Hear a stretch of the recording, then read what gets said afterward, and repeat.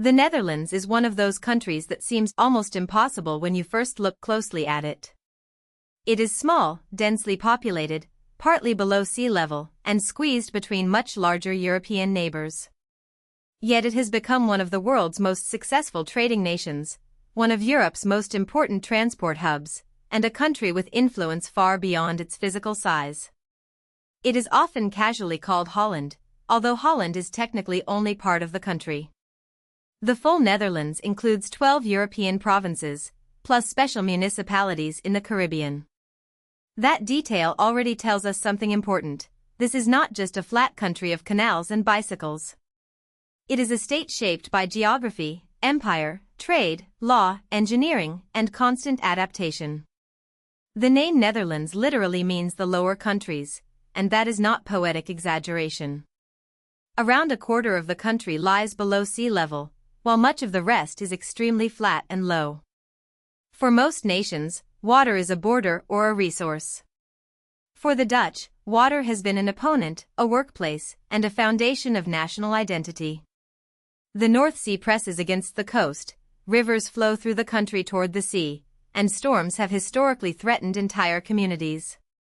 Instead of simply retreating from these conditions, the Dutch built dikes, canals, pumping systems, and polders. A polder is land reclaimed from water and protected by human engineering. In the Netherlands, geography was not accepted as fate. It was redesigned. Land reclamation in the Netherlands began centuries ago and became increasingly sophisticated from the medieval period onward. By the 14th century, Dutch communities were already turning wetlands and lakes into usable farmland. This required more than technical skill. It required cooperation. If one village failed to maintain a dike, neighboring villages could flood too. Over time, water management encouraged a culture of negotiation, local boards, shared responsibility, and practical problem-solving. This is one reason Dutch political culture has often emphasized compromise. The landscape forced people to work together. The country's famous tolerance and consensus politics did not emerge in a vacuum. They were partly built into the daily reality of surviving in a low, wet environment. The same geography that created danger also created opportunity. The Netherlands sits at the mouth of major European rivers and faces the North Sea, making it a natural gateway between inland Europe and global maritime routes. During the Dutch Golden Age, the Dutch Republic became one of the world's great commercial powers. Its ships moved goods across oceans, while Amsterdam became a center of finance, trade, and culture. The Dutch East India Company and Dutch West India Company built trading networks, colonies, and outposts across the world. This brought enormous wealth, but it also tied Dutch prosperity to colonial exploitation and global competition. The Golden Age was therefore both a period of innovation and a chapter of imperial expansion.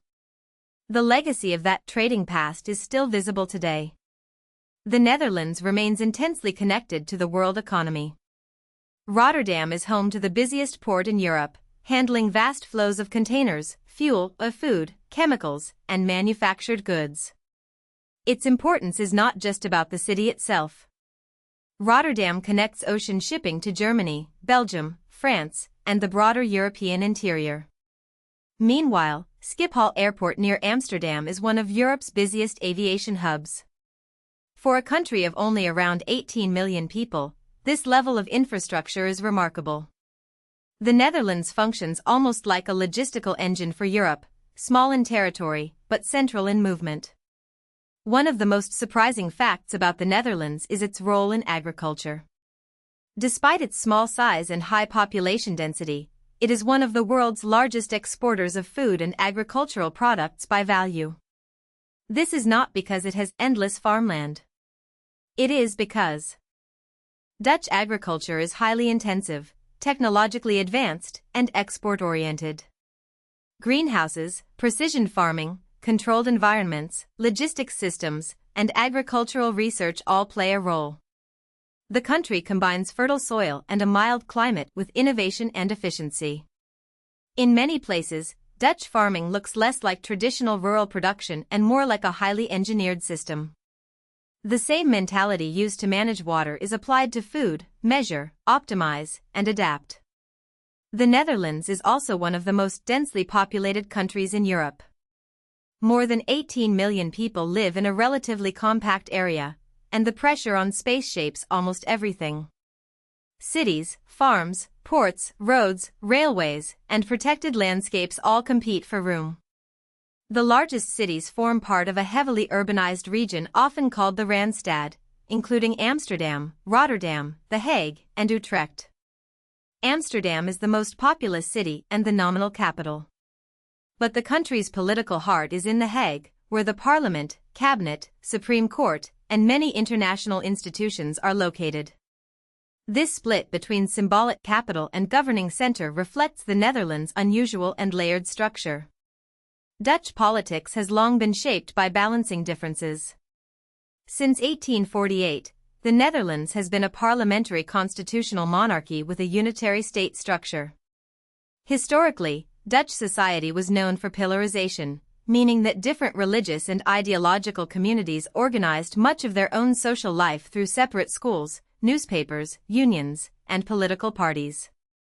Catholics, Protestants, socialists, liberals, and others could live within parallel institutions while still participating in one national system. This helped manage diversity without requiring complete cultural uniformity. Over time, pillarization weakened, but the habit of coalition building remained. Dutch government often depends on negotiation among multiple parties, which reinforces a political style based on bargaining rather than domination. The Netherlands is famous internationally for social tolerance, but that reputation is more complex than a simple label. The country legalized prostitution, allows euthanasia under strict conditions, maintains a liberal drug policy, and became the first country in the world to legalize same-sex marriage in 2001. Women's suffrage was introduced in 1919. These policies helped create an image of the Netherlands as open, pragmatic, and socially progressive. But Dutch tolerance has often been based less on pure idealism and more on practical governance. If something exists in society, regulate it, contain its harms, and make it visible. That approach can look very liberal from outside, but it is also deeply administrative and rule-based. The country's modern prosperity is built on an advanced mixed market economy. The Netherlands has one of the world's highest per capita income levels and plays an outsized role in finance, trade, logistics, agriculture, energy, and services. It is deeply integrated into international institutions. It is a founding member of the European Union, part of the Eurozone, NATO, the OECD, the World Trade Organization, the Schengen Area, and the Benelux Union with Belgium and Luxembourg. These memberships matter because the Dutch economy depends heavily on openness.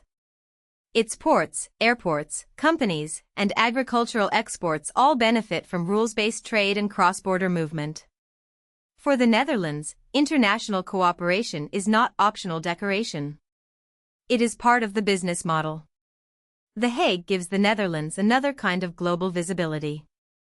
It hosts major international courts and organizations, making it one of the world's best-known centers for law and diplomacy. This is striking because the country itself is not a military superpower. Its influence often comes through institutions, arbitration, treaties, commerce, and legal frameworks. That fits a broader Dutch pattern: use systems to manage risk. Water is controlled through engineering systems. Political diversity is handled through coalition systems. Trade is supported through logistics systems. International disputes are addressed through legal systems. The Dutch national story is not about conquering a huge territory. It is about making systems work in a difficult, crowded, interconnected environment. The Netherlands is often reduced to charming images: canals, tulips, windmills, bicycles, and narrow brick houses. Those images are real, but they are only the surface. Beneath them is a country that turned vulnerability into capability. Low land became reclaimed land. Flood risk became world-class water engineering. A small coastline became a global trading platform. Dense population became efficient urban planning. Limited farmland became high-value agricultural exports. Social divisions became coalition politics. The Netherlands matters because it shows how a small country can become influential by mastering its constraints. Its story is not that geography does not matter. It is that geography matters so much that the right response can reshape an entire nation. If you found this helpful, please like this video and subscribe for more explainers.